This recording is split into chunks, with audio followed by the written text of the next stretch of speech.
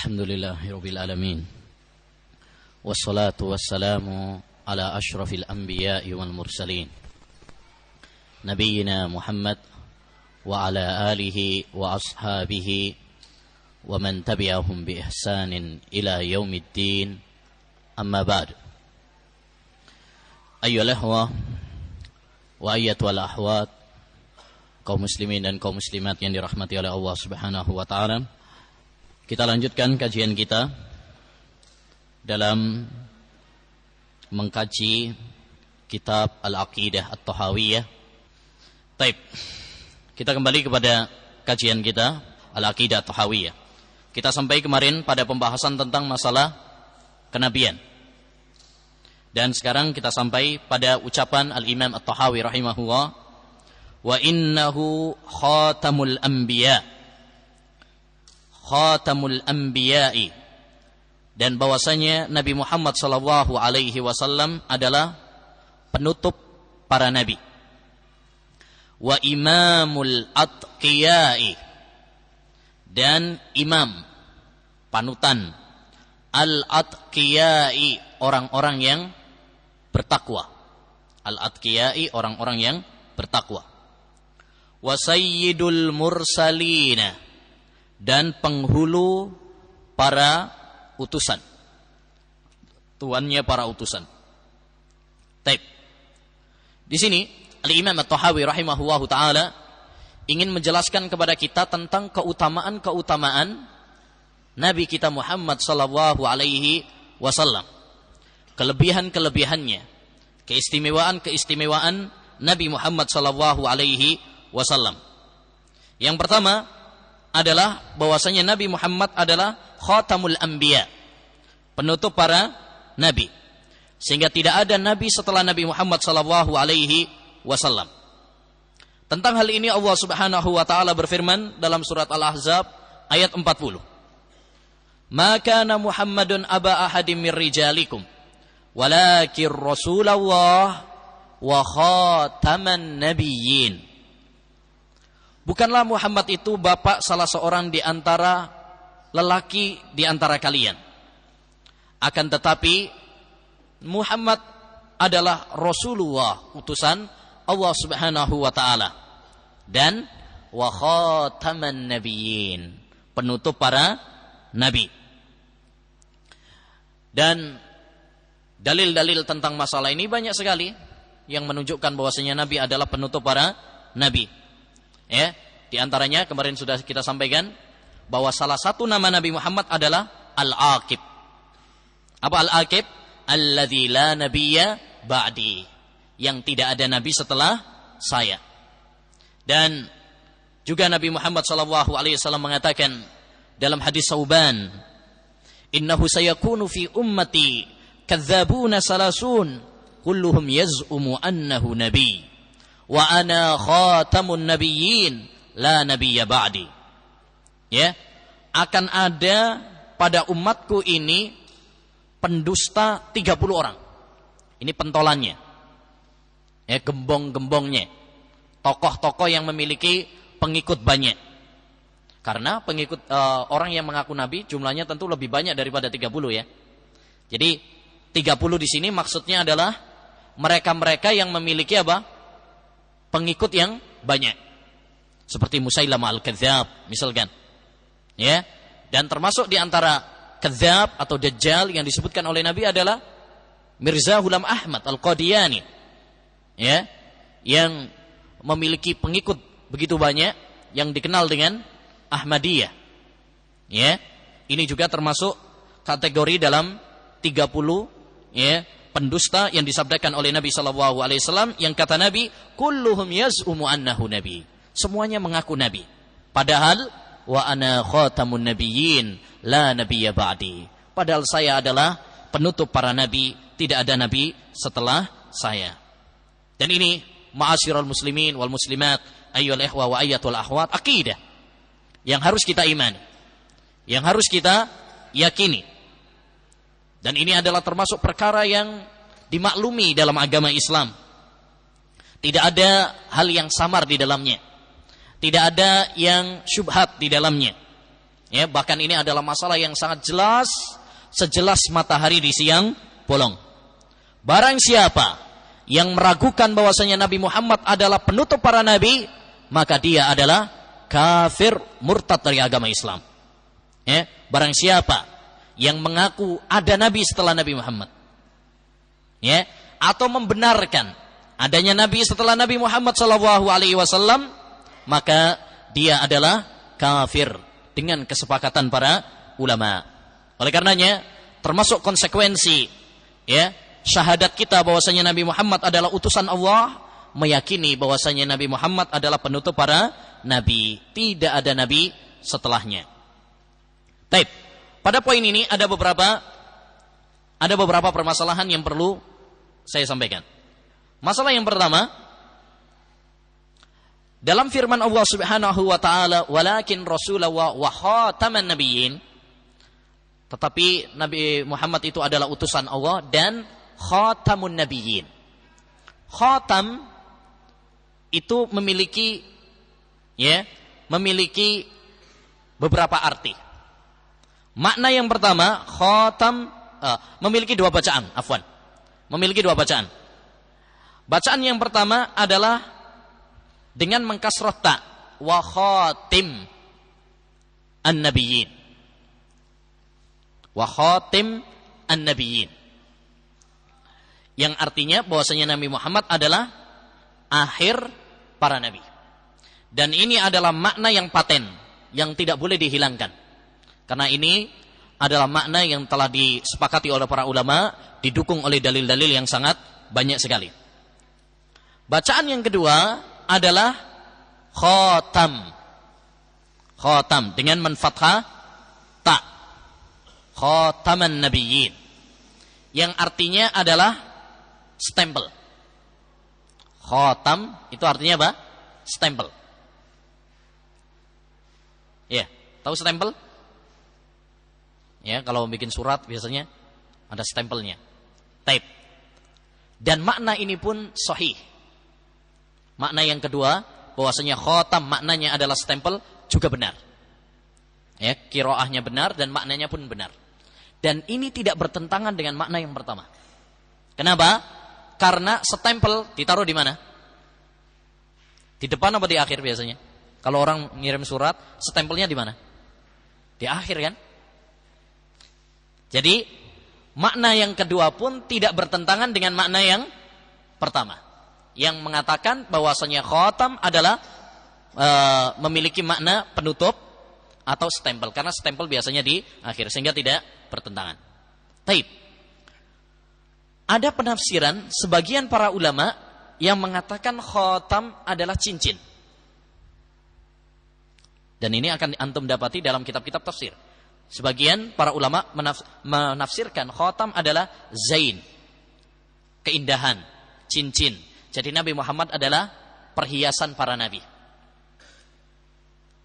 Taib. Apakah makna ini benar? Makna ini pun benar dan tidak salah. Ya, tidak salah. Karena memang Nabi Muhammad SAW adalah perhiasan para nabi. Nabi Muhammad SAW adalah perhiasan para nabi. Yang salah adalah kalau mencukupkan makna khatam pada perhiasan, melalaikan makna yang inti. Yaitu apa? Penutup. Seperti yang dilakukan oleh orang-orang Ahmadiyah. Mereka mengatakan khatam di situ artinya adalah bukan penutup, tetapi apa? Perhiasan. Ini salah. Ya, ini adalah salah. Kenapa? Karena melalaikan makna yang inti. Makna yang inti adalah penutup. Kenapa malah diingkari, malah dibuang? Adapun kalau kita mengatakan Nabi Muhammad adalah penutup para nabi dan juga beliau adalah perhiasan para nabi, betul apa salah? Betul. Paham ya? Jadi makna-makna yang disebutkan oleh para ulama dengan dua bacaan tadi, khatim atau khatam, adalah benar, tetapi yang paling inti adalah bahwa Nabi Muhammad adalah penutup para nabi. Karena ini telah disepakati oleh seluruh ahli tafsir. Dan disepakati oleh para ulama, dan dalil-dalil tentang masalah ini juga banyak sekali. Taib. Adapun makna-makna yang lain, makna Nabi Muhammad adalah stempel para nabi, Nabi Muhammad SAW adalah cincin perhiasan para nabi, ini adalah mendukung makna pertama. Tapi kalau makna yang pertama dihilangkan, ya, kemudian hanya ditafsirkan dengan Nabi Muhammad adalah perhiasan para nabi, maka ini adalah, ya, yang keliru. Wallahu a'lam. Taib. Ini masalah yang pertama. Masalah yang kedua, mengaku, ya, mengaku mendapatkan wahyu sama saja seperti mengaku sebagai nabi. Maka hukumnya sama-sama kafir. Saya dapat wahyu dari Allah Subhanahu wa taala. Maka ini apa? Ya, sama saja dia mengaku sebagai nabi karena tidak ada wahyu setelah Nabi Muhammad sallallahu alaihi wasallam. Telah terputus setelah meninggalnya Nabi Muhammad sallallahu alaihi wasallam. Ya. Oleh karena itu, setiap orang yang mengaku dia mendapatkan wahyu dari Allah Subhanahu wa taala setelah kematian Nabi Muhammad sallallahu alaihi wasallam, maka yakinlah dia adalah pendusta, pembohong. Seperti dulu kita kenal ada Lia Aminuddin yang mengaku bahwasanya Jibril memberikan wahyu kepadanya untuk melawan dan menantang fatwa MUI yang menyesatkannya. Jelas, ya, pengakuan dia bahwa dia telah mendapatkan wahyu dari Allah Subhanahu wa taala seperti ini adalah sebuah kekufuran. Ya, sebuah kekufuran. Karena tidak ada wahyu kepada seorang pun setelah meninggalnya Nabi Muhammad sallallahu alaihi wasallam. Taib, masalah yang ketiga. Rasulullah sallallahu alaihi wasallam menyebutkan bahwasanya Nabi Isa alaihissalam akan turun ke dunia di akhir zaman. Yang menjadi pertanyaan, apakah ini tidak bertentangan bahwasanya Nabi Muhammad adalah penutup para nabi? Kalau kita katakan bahwasanya Nabi Muhammad adalah penutup para nabi, bukankah di sana ada nabi setelah Nabi Muhammad, yaitu Nabi Isa alaihissalam? Apakah ini bertentangan? Tidak. Kenapa? Jawabannya jelas. Karena Nabi Isa alaihissalam ketika turun nanti di akhir zaman ke dunia, dan ini adalah akidah yang harus kita yakini juga karena hadis-hadisnya mutawatir, ya, beliau statusnya bukan sebagai nabi lagi, tetapi sebagai apa? Pengikut Nabi Muhammad sallallahu alaihi wasallam.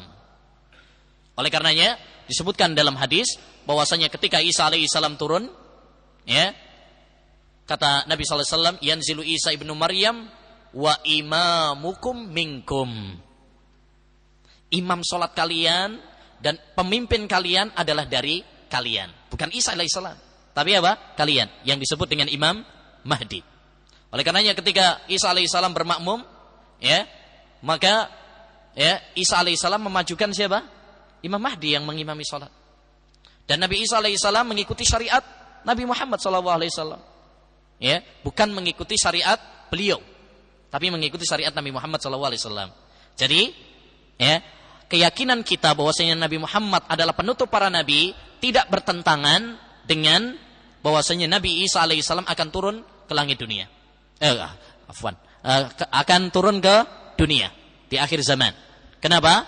Karena Nabi Isa alaihissalam kelak ketika turun ke dunia bukan sebagai Nabi Isa alaihissalam sebelum Nabi Muhammad, tetapi beliau statusnya adalah sebagai pengikut syariat Nabi Muhammad sallallahu alaihi wasallam. Karena ayyuhal ikhwah, Islam adalah agama yang menghapus agama-agama sebelumnya.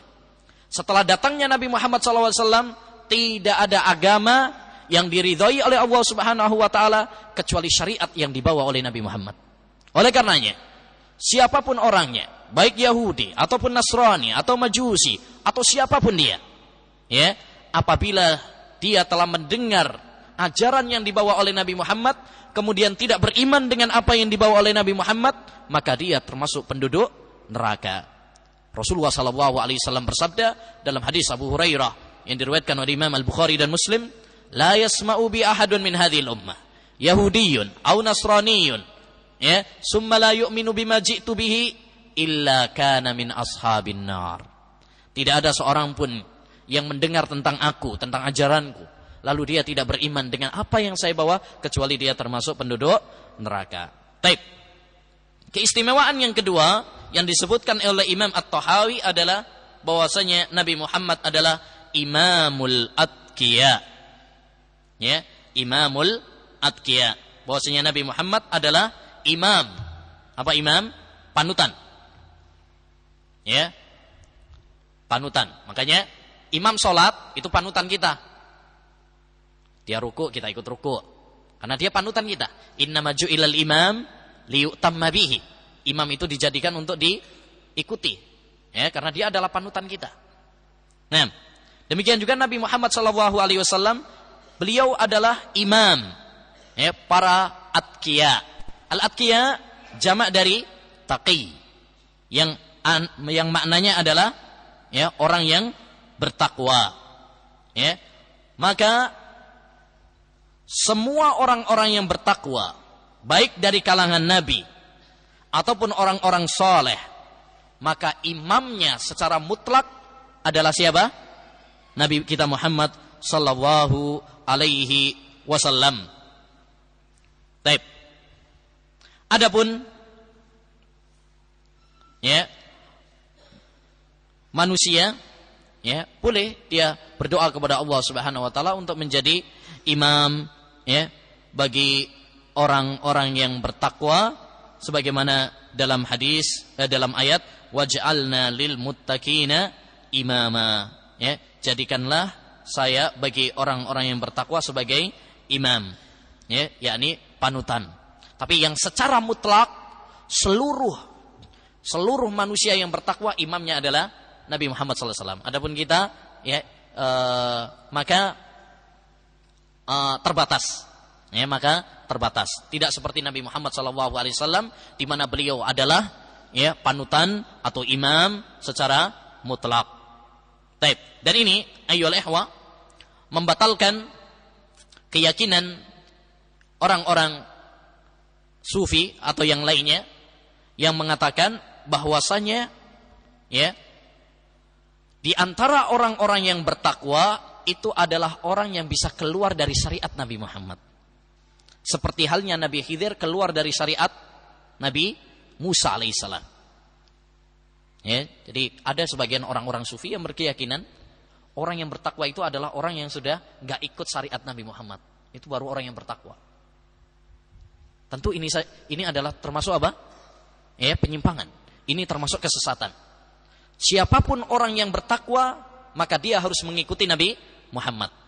Orang yang tidak mengikuti Nabi Muhammad, maka dia bukanlah termasuk orang yang bertakwa. Maka orang-orang sufi yang membolehkan untuk keluar dari syariat Nabi Muhammad dengan dalih bahwa itulah ketakwaan, tentu ini adalah sebuah, ya, kekurang ajaran. Ya, orang yang mengatakan boleh keluar dari syariat Nabi Muhammad, ya, orang boleh keluar dari syariat Nabi Muhammad SAW, sebagaimana Nabi Khidir keluar dari syariat Nabi Musa alaihissalam, maka ini adalah sebuah, ya, kesesatan dan penyimpangan. Nabi Muhammad SAW bersabda, ya, "Lau anna Musa hayyan baina adhurikum summa taba'tumuhu wa taraktumuni ladzalaltum." Andai saja Nabi Musa alaihissalam hidup di tengah-tengah kalian, lalu kalian mengikuti Nabi Musa, meninggalkan saya, ya, niscaya kalian akan tersesat. Subhanallah. Ini orang keluar dari syariat Nabi Muhammad menuju syariatnya siapa? Nabi Musa alaihissalam saja dikatakan oleh Nabi SAW apa? Tersesat. Karena setelah datangnya Nabi Muhammad, kita nggak boleh ikut syariat siapapun, hanya syariat Nabi Muhammad SAW. Lah ini kemudian ada sebagian orang sufi yang membolehkan untuk keluar dari syariat Nabi Muhammad SAW, kemudian menuju syariat, nggak tahu syariat siapa, syariat mimpi. Haddatsani qalbi an Rabbi, menceritakan hatiku dari Rabbku. Ini agamanya orang-orang sufi, dan tentu ini adalah, ya, sebuah kesesatan. Taib. Yang ketiga, wasayyidul mursalin, Nabi Muhammad adalah penghulu para utusan. tuannya para utusan. Taib. Jadi sayyid yakni afdaluhum wa muqaddamuhum. Itu maknanya. Orang yang paling utama, orang yang dikedepankan, itu namanya sayyid, tuan. Ya. Hal ini dalilnya adalah sabda Nabi Muhammad sallallahu alaihi wasallam, "Ana sayyidu waladi Adama wala fakhar." Kata Nabi sallallahu alaihi wasallam dalam riwayat Muslim dari Abu Hurairah, saya adalah sayyidu waladi Adam, tuannya, penghulu anak Adam. Yaumal qiyamah, besok pada hari kiamat, wala fakhar. Saya mengatakan ini bukan karena kesombongan, tapi ini adalah fakta, ya, yang telah Allah berikan kepada saya. Jadi seluruh makhluk, seluruh manusia, mulai dari Adam alaihissalam sampai akhir zaman, penghulunya, tuannya, orang yang paling utama, orang yang paling dikedepankan besok pada hari kiamat adalah Nabi Muhammad SAW. Oleh karenanya, perhatikan dalam hadis syafa'atul uzma, ketika manusia, ya, mereka meminta syafaat, ya, agar disegerakan hisab, mereka datang kepada Nabi Adam alaihissalam. Adam udzur, pergilah kepada Nabi Nuh. Datang kepada Nabi Nuh udzur, pergilah kepada Nabi Ibrahim. Pergi kepada Nabi Ibrahim udzur, pergilah kepada Nabi Musa. Pergi kepada Nabi Musa udzur, pergilah kepada Nabi Isa. Sampai akhirnya kemudian kepada Nabi kita Muhammad SAW, dan itu yang disebut dengan asy-syafa'atul uzma atau al-maqamul mahmud, yang disebutkan oleh Nabi Allah Subhanahu wa taala dalam surat Al-Isra, asa ayyab'asaka rabbuka maqaman mahmuda. Ya, mudah-mudahan Allah memberikan kepada kamu kedudukan yang terpuji, kedudukan yang tinggi. Taib. Pada paragraf ini, yaitu bahwasanya Nabi Muhammad adalah sayyid, ada beberapa permasalahan. Permasalahan pertama, ya, Nabi Muhammad SAW dalam hadis yang telah saya sebutkan tadi menyebutkan ana sayyidu waladi Adam. Saya adalah sayyid, penghulu anak Adam. Wala fakhar, dan tidak sombong. Dalam hadis yang lain, Rasulullah melarang untuk mengatakan sayyid kepada Nabi Muhammad. Ya, tatkala ada seorang sahabat Nabi SAW mengatakan kepada beliau, anta sayyiduna wa ibnu sayyidina. Ya, maka Nabi SAW menegur mereka, la yastahwiyannakumus syaitan. Janganlah kalian digelincirkan oleh setan. Taib. Apakah hadis ini menunjukkan bahwasanya kita enggak boleh mengatakan bahwasanya Nabi Muhammad adalah sayyid? Apakah ini berarti bahwasanya bertentangan antara satu hadis dengan hadis yang lain? Tidak. Hadis ini tidak bertentangan dengan hadis ana sayyidu waladi Adam wala fakhar. Kenapa? Karena konteks hadis yang kedua, larangan Nabi SAW itu karena Nabi khawatir. Ketika mereka menyebut anta sayyiduna wa ibnu sayyidina, khawatir, ya, bila mereka akan berlebih-lebihan kepada Nabi Muhammad. Ya. Jadi kalau mengatakan anta sayyiduna wa ibnu sayyidina dalam konteks, ya, ghulu, memuji yang keterlaluan dan dikhawatirkan nanti berlebih-lebihan kepada Nabi Muhammad, maka ini tidak diperbolehkan. Inilah yang dilarang oleh Nabi. Makanya Nabi mengatakan, la yastahwiyannakumus syaitan. Jangan setan itu menggelincirkan kalian. Tapi tidak melarang Nabi. Nabi cuma mengatakan hati-hati. Kalian mengatakan anta sayyiduna wa ibnu sayyidina, nanti digelincirkan oleh setan sehingga buat, ya, hulu, berlebihan kepada saya. Saya hanyalah seorang hamba. Ini makna hadis tersebut sehingga tidak bertentangan. Baik. Yang kedua, masalah yang kedua, bolehkah kita mengunggulkan antara nabi dengan nabi yang lain? Ya. Bolehkah kita mengunggulkan antara nabi dengan nabi yang lain? Oh, nabi ini lebih utama daripada nabi ini. Seperti tadi kita katakan, Nabi Muhammad lebih utama daripada nabi yang lain. Apakah ini diperbolehkan? Ya. Kalau secara umum maka boleh. Karena memang Allah Subhanahu wa taala memberikan kedudukan nabi itu berbeda-beda. Sebagaimana dalam surat Al-Baqarah ayat 253, Allah mengatakan tilkar rusulu faddalna ba'dhum ala ba'd. Itulah para rasul yang kami lebihkan antara sebagian dengan sebagian yang lain. Baik. Jadi kalau secara umum mengatakan Nabi Muhammad adalah lebih utama daripada nabi-nabi yang lain, maka ini boleh. Berdasarkan hadis tadi juga, ana sayyidu waladi Adam wala fakhar. Berarti Nabi lebih utama daripada nabi-nabi yang lain. Adapun apabila kita melebihkan secara khusus, maka ini terbagi menjadi dua. Misalkan kita mengatakan Nabi Muhammad lebih utama daripada Nabi Musa. Nabi Muhammad lebih utama daripada Nabi Isa. Apakah ini diperkenankan? Kalau maksudnya adalah menceritakan tentang kedudukan dan fakta, maka boleh. Tapi kalau tujuannya adalah untuk ta'assub, fanatik, atau mencela nabi yang lain, maka ini tidak boleh. Ya.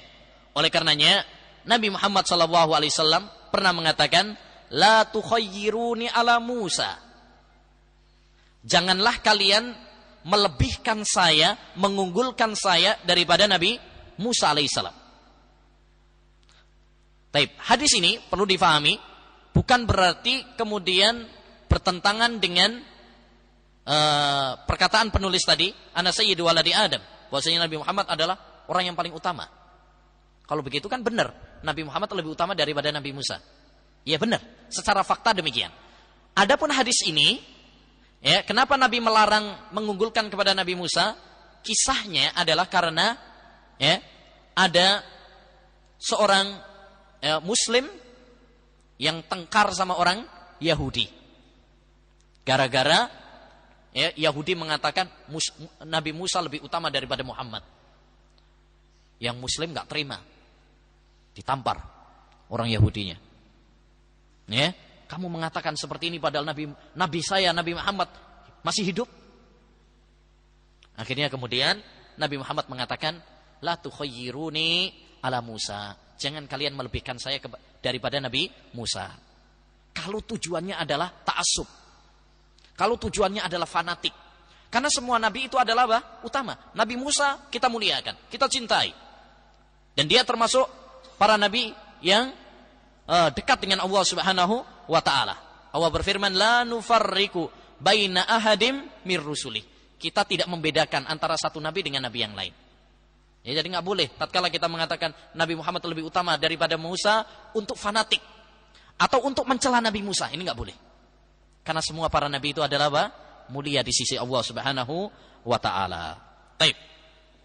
Selanjutnya, wa habibu rabbil alamin. Rasulullah adalah habibu rabbil alamin. Habib artinya adalah fa'ilun bimakna maf'ul, mahbub. Orang yang dicintai. Jadi Nabi Muhammad adalah kekasih Rabbul Alamin, Allah Subhanahu wa taala. Allah Subhanahu wa taala mencintai para nabi, mencintai para rasul, mencintai orang-orang saleh. Ya. Dan lebih khusus lagi mencintai Nabi Muhammad sallallahu alaihi wasallam dengan kecintaan yang sangat. Ya. Baik. Namun di sini ada satu hal yang perlu dicermati. Al-Imam At-Tahawi rahimahullah di sini menyebut Nabi Muhammad dengan kata Habib, Habibu Rabbil Alamin. Ya, beliau barangkali mensifati Nabi Muhammad dengan Habib karena ada riwayat yang menunjukkan bahwasanya Nabi Muhammad adalah Habibullah. Sebagaimana dalam riwayat Ad-Darimi dan Tirmidzi, bahwasanya Nabi Muhammad SAW mengatakan inna Ibrahim khalilullah. Sesungguhnya Ibrahim itu adalah Khalilullah, kekasih Allah Subhanahu wa taala. Wa ana habibullah, sedangkan saya adalah habibullah. Maka Nabi Muhammad adalah Khalil, Nabi Ibrahim adalah Khalil, sedangkan Nabi Muhammad adalah Habib. Namun perlu diketahui bahwa hadis ini adalah tidak sahih. Hadis ini adalah tidak sahih. Imam At-Tirmidzi setelah meriwayatkan, beliau mengatakan hadza hadisun gharib. Ini adalah hadis gharib. Dan sebagai faedah, apabila Imam Tirmidzi mengatakan hadza hadisun gharib, maka maksudnya adalah dhaif. Itu istilah khusus bagi Imam Tirmidzi. Kalau Imam Tirmidzi mengatakan hadza hadisun gharib, bukan hasan gharib ya, hadza hadisun gharib, maka maksudnya adalah dhaif. Taib. Oleh karenanya, yang benar bahwasanya Nabi Muhammad SAW tidak hanya disifati dengan Habib, tetapi yang benar adalah disifati dengan Khalil. Maka sepantasnya bagi penulis Al-Imam At-Tahawi rahimahullahu ta'ala untuk menyebut wa Khalilu Rabbil Alamin. Itu lebih bagus. Kenapa, ikhwan? Karena Khalil itu adalah derajat cinta yang paling tinggi. Al-Imam Ibnul Qayyim dalam kitabnya Raudhatul Muhibbin, taman orang-orang jatuh cinta, ya, beliau menyebutkan bahwasanya cinta itu memiliki beberapa tingkatan. Ya, sekitar 6 atau 7 tingkatan. Tingkatan yang paling tinggi nomor 1 adalah al-khullah. Ini tingkatan yang paling tinggi. Oleh karenanya tidak diberikan kecuali hanya kepada 2 orang saja di antara makhluknya, yaitu Ibrahim dan Nabi Muhammad SAW. Rasulullah SAW bersabda, Inna Allaha attakhadha Ibrahima khalila, Inna Allaha attakhadhani khalila kama ittakhadha Ibrahima khalila. Ya, sesungguhnya Allah Subhanahu wa taala menjadikan saya sebagai khalil, orang yang sangat dicintai oleh Allah Subhanahu wa taala, sebagaimana Allah telah menjadikan Ibrahim sebagai khalil. Wattakhadallahu Ibrahima khalila. Ya, dalam surat An-Nisa ayat 125 Allah menyebutkan wattakhadallahu Ibrahima khalila. Allah mengangkat Ibrahim sebagai khalil. Itu khusus kepada Nabi Ibrahim. Demikian juga Nabi Muhammad sebagaimana dalam hadis yang saya sebutkan tadi. Ya. Adapun lafadz Habib, maka ini umum. Derajatnya lebih rendah dari Khalil. Allah mencintai semua para nabi, orang-orang soleh. Inna Allaha yuhibbul ladzina yuqatiluna fi sabili. Inna Allaha yuhibbul muhsinin. Inna Allaha yuhibbul mutatahhirin. Banyak kan? Jadi lafadz mahabbah, cinta Habib itu lebih umum. Adapun Khalil ini lebih khusus dan derajatnya lebih tinggi. Derajatnya lebih tinggi. Ya. Karena ini adalah cinta yang derajat cinta yang paling nomor 1, nomor wahid. Laqad takhallalti maslakar ruhi minni wa bidza summiyal khalilu khalila. Seorang penyair mengatakan, laqad takhallalti maslakar ruhi minni. Engkau, ini mengatakan kepada kekasihnya, kamu sangat-sangat saya cintai. Ibaratkan apa? Ruh bagi saya. Jadi ini sangat memuja dan memuji kekasihnya. Dia menyebutkan dengan kata khullah, derajat cinta yang paling tinggi. Ya, maslakar ruhi minni. Kamu ibaratkan apa? Ruh bagi saya. Masya Allah. Ini Majnun Laila ini kan. Ya, Majnun Laila kayaknya. Orang yang sudah tergila-gila. Jadi kekasihnya dianggap seperti apa? Ruh baginya. Saya nggak bisa hidup tanpamu. Ya. Kayaknya kan seperti itu ya. Karena dianggap seperti apa? Ruh. Baik. Wa bidza summiyal khalilu khalila. Karena itulah Khalil disebut sebagai Khalil. Artinya, ya, dari bahasa ini dapat kita ambil kesimpulan bahwa derajat khullah itu adalah derajat cinta yang paling tinggi. Ya. Maka yang benar adalah menyebut Nabi Muhammad sebagai apa? Sebagai Khalilur Rabbil Alamin, bukan sekedar apa? Habib. Kalau Habib itu apa? Masih kurang. Ya, sayangnya banyak orang-orang menyebut malah Habib, bukan Khalil.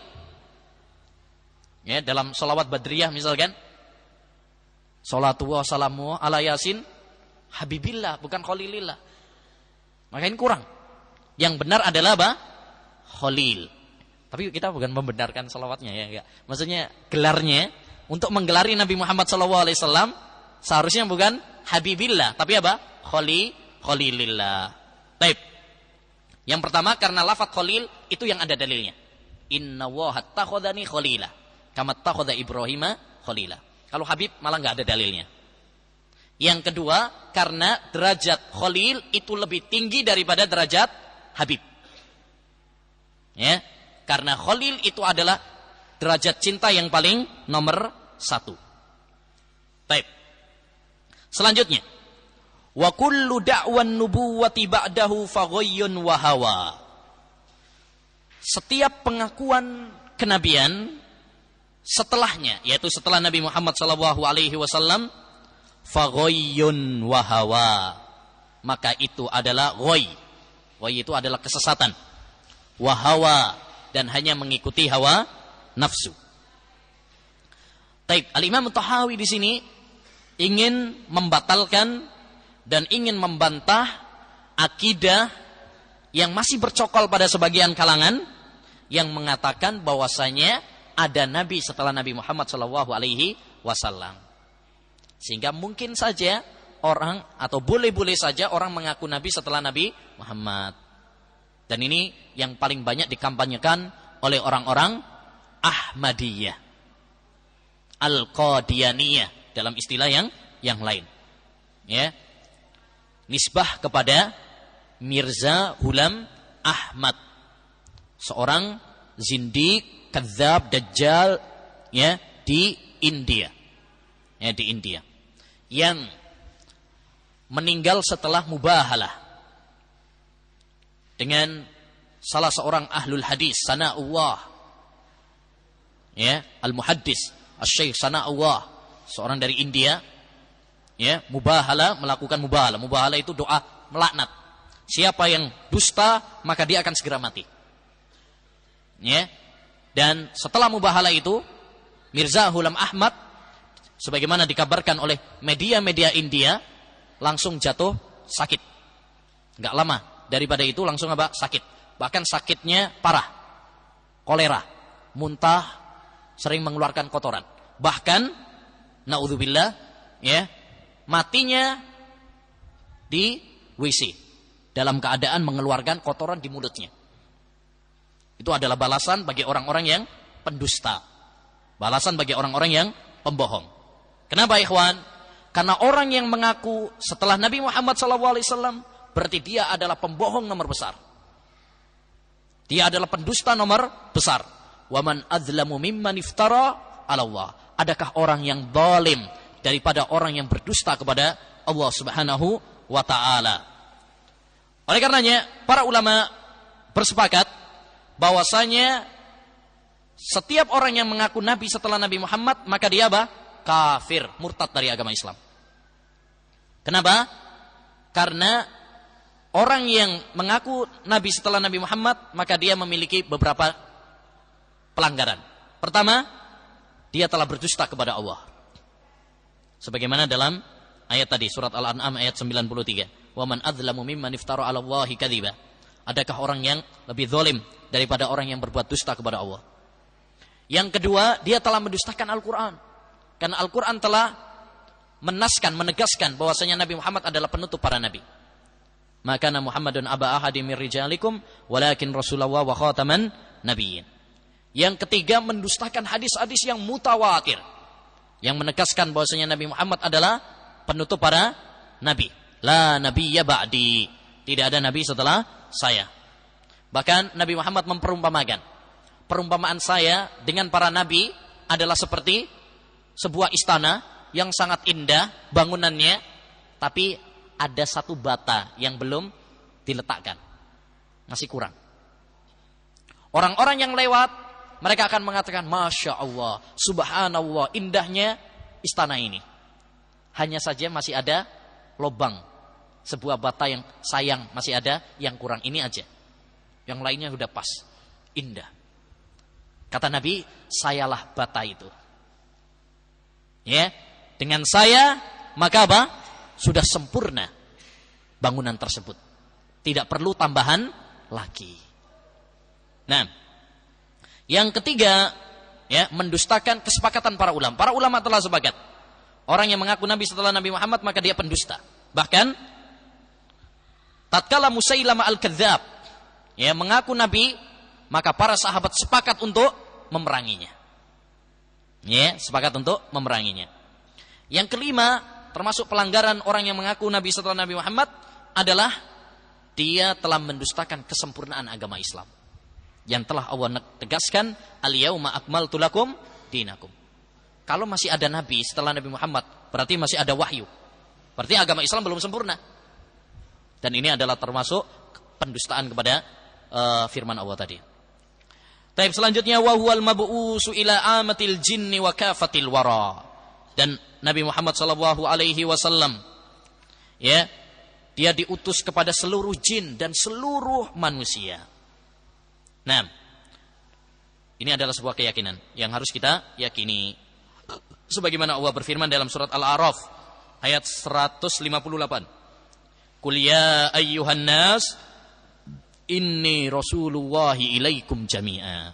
Wahai sekalian manusia, saya adalah, ya, Rasulullah kepada kalian semuanya. Oleh karenanya salah kalau orang mengatakan Rasulullah itu untuk bangsa Arab saja. Syariat Nabi Muhammad untuk orang-orang Arab aja. Ini salah. Ya. Dan syariat Nabi Muhammad juga umum kepada para jin dan manusia. Ya, jin juga masuk ila amatil jin. Allah mengutus Nabi Muhammad kepada para jin juga. Sebagaimana dalam surat Al-Jin, Qul uhiya ilayya anna ustama'a nafaru minal jin faqalu inna sami'na Qur'anan ajaba yahdi ila rusydi fa amanna bihi walan nusyrika bi rabbina ahada. Katakanlah, telah diwahyukan kepada saya bahwasanya segolongan dari jin mendengarkan dakwah Nabi Muhammad. Lantas mereka mengatakan, kami mendengar Quran yang sangat menakjubkan. Jadi jin juga apa?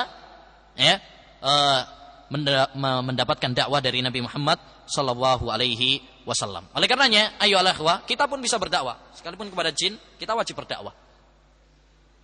Kuntum khaira ummatin ukhrijat linnas ta'muruna bil ma'ruf wa tanhauna 'anil munkar. Masuk di dalamnya adalah jin. Gimana mendakwai jin? Ya kalau pas ngeruqyah misalkan. Ya, didakwai. Kalau masih jin kafir, berarti apa? Ya, diajak masuk Islam. Kalau muslim, diajak kepada manhaj salaf. Baik. Selanjutnya, bil haqqi wal huda wa bin nuri wadh dhiya. Nabi Muhammad itu datang dengan membawa al-haq, kebenaran. Dan al-haq adalah as-sidqu fil ahbar wal adlu fil ahkam. Itu namanya al-haq. Kebenaran, jujur dalam ucapan dan adil di dalam perbuatan, dalam hukum. Wal huda, dan petunjuk. Ya, baik hidayatul irsyad ataupun hidayatul irsyad. Yang dimaksud di sini adalah hidayatul irsyad. Wa bin nur, dan cahaya. Wadhiya. Jadi Nabi Muhammad SAW diutus oleh Allah Subhanahu wa taala dengan membawa petunjuk, ya, membawa kebenaran, cahaya. Sebagaimana Allah berfirman dalam surat At-Taubah ayat 33. Huwallazi arsala rasulahu bil huda wa dinil haq. Dialah Allah Subhanahu wa taala yang mengutus rasulnya Muhammad sallallahu alaihi wasallam dengan membawa petunjuk, ya, wa dinil haq, dan agama yang benar. Baik. Itu beberapa keistimewaan Nabi Muhammad sallallahu alaihi wasallam, dan keistimewaan Nabi Muhammad masih banyak sekali. Ya. Apa yang disebutkan oleh Imam At-Tahawi ini hanya apa? Sebagian saja. Ya, banyak para ulama membukukan khusus tentang keistimewaan Nabi Muhammad. Seperti misalkan Al-Imam Al-Izz bin Abdus Salam punya buku, ya, Bidayatus Sul fi Tafdhilir Rasul. Ya, misalkan. Demikian juga Imam Ibnul Mulaqqin punya kitab Ghayatus Sul fi Khasa'isir Rasul atau Al-Khasa'isul Kubra oleh Imam As-Suyuti dan banyak lagi para ulama-ulama yang lainnya. Jadi apa yang disebutkan oleh Imam Tahawi tentang keistimewaan di sini hanyalah apa? Sebagian saja. Belum ada. Sudah masuk. Belum ada nabi yang lain. Baik, kita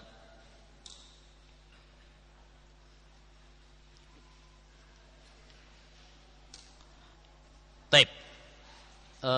Ada beberapa pertanyaan ini karena terakhir kita jawab secara singkat aja. Baik, afwan Ustaz, pada akhir pertemuan kemarin antum mengatakan kehendak manusia di bawah kehendak makhluk. Seharusnya kehendak manusia di bawah kehendak Allah. Ya, saya belum ngecek rekamannya. Tapi mungkin saja ya, namanya lidah apa? Tergelincir. Ya. Orang bilang ludah tak bertulang. Ya, mungkin aja apa? Ya, tergelincir. Jadi kalau memang seperti itu maka ralat. Jazakumullahu khairan. Baik. Ustaz, apakah sekarang ini surga dan neraka sudah ada isinya? Dan apakah para rasul sekarang berada di dalam surga atau masih di alam kubur? Tapi ini nanti insya Allah akan ada pembahasan secara khusus ya. Tentang neraka dan surga ada pembahasannya secara khusus. Ya. Tapi Ahlus Sunnah wal Jamaah meyakini surga dan neraka sudah ada. Uiddat lil muttaqin, uiddat lil kafirin. Dipersiapkan bagi orang-orang yang bertakwa. Namanya dipersiapkan berarti sudah ada. Dan ini keyakinan Ahlus Sunnah wal Jamaah. Berbeda dengan Mu'tazilah yang mengatakan bahwasanya surga dan neraka belum tercipta sekarang. Dan apakah para rasul sekarang berada di dalam surga? Arwahnya. Ya. Adapun jasad-jasad mereka, maka mereka masih di alam kubur. Adapun arwahnya, makanya Nabi Muhammad SAW ketemu sama Nabi Isa alaihissalam, ketemu Nabi Adam alaihissalam, ya di langit, ya itu arwahnya. Wallahu alam. Sebagaimana dijelaskan oleh Imam Ibnu Rajab dalam kitabnya Fathul Bari. Ana pernah ditegur teman Ana karena Ana mengatakan Rasulullah adalah idola kita. Sebab kata idola diambil dari bahasa asing yang maknanya adalah berhala. Dan dia sudah membuktikan dengan Google. Benarkah hal tersebut? Wallahu alam. Enggak tahu. Ada yang tahu? Google katanya maknanya berhala. Google apa? Idola adalah berhala. Benar enggak ya? Baru tahu saya. Wallahu alam. Tapi mungkin wallahu alam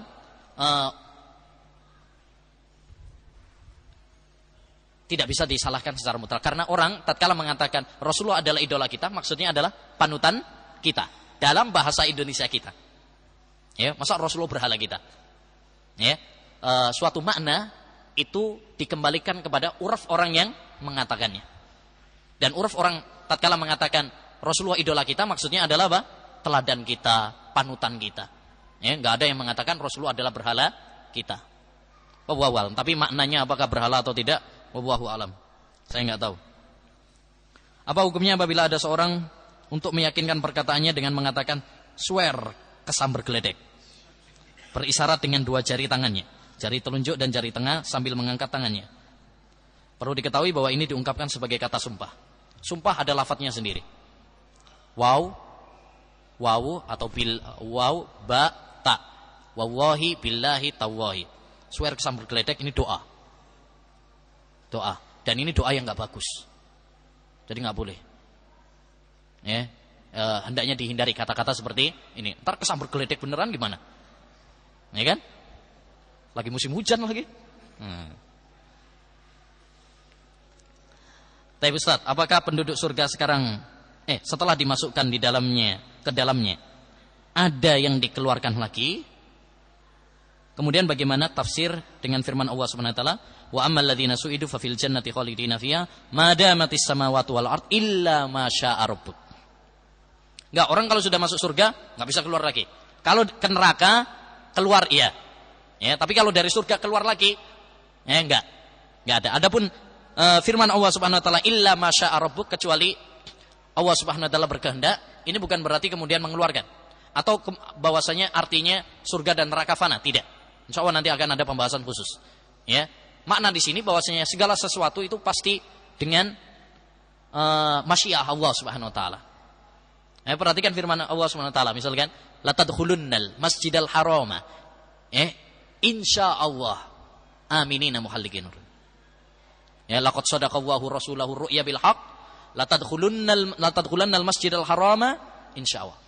Sebelumnya perhatikan kata laqad. Itu ada takkid. Sungguh. Ya, sadaqallahu rasulahu ru'ya. Allah membenarkan mimpinya Nabi. La tadkhulanna pakai lam taukid. Kemudian pakai nun taukid. Jadi berapa taukid itu? Ya, banyak sekali, 3. Sekalipun demikian, insya Allah. Jadi itu hanya apa? Memperkuat. Untuk tabarruk, untuk memperkuat bahwa segala sesuatu pasti dengan masyiah Allah. Sama ketika antum masuk kuburan, masuk ke area kuburan. Apa yang antum katakan? Assalamualaikum ahlad diyar minal mu'minina wal mu'minat wa inna insyaallahu bikum lalahikum. Keselamatan bagi kalian wahai penduduk area kuburan ini dari kaum muslimin dan mukminat. Dan kami insya Allah akan nyusul kalian. Kok insya Allah? Semua kita kan pasti mati. Ini tadi untuk menunjukkan bahwa segala sesuatu itu adalah dengan masyiah Allah. Ya, bukan berarti kemudian insya Allah saya nyusul kalian. Berarti ada yang nggak nyusul dong? Enggak. Ya. Type yang terakhir. Oh, pakai bahasa Arab ini. Keren. Alaisa Muhammadun sallallahu alaihi wasallam aban min abnaihi wa banatihi. Type yang dimaksud maksudnya min rijalikum. Ya, Rasulullah SAW bapaknya anak-anaknya itu benar. Tapi maksudnya ini min rijalikum. Bapak salah seorang di antara kalian ya yang bukan anaknya. Itu yang dinafikan oleh Allah Subhanahu wa taala dalam ayat tersebut. Dan ini diperkuat dengan sababun nuzul. Sebab turunnya ayat ini berkaitan dengan siapa? Zaid ibnu Haris yang dinisbahkan kepada Nabi Muhammad SAW saat itu. Ya, belum ada tabanni, ya, dibatalkan. Kemudian Allah membatalkannya.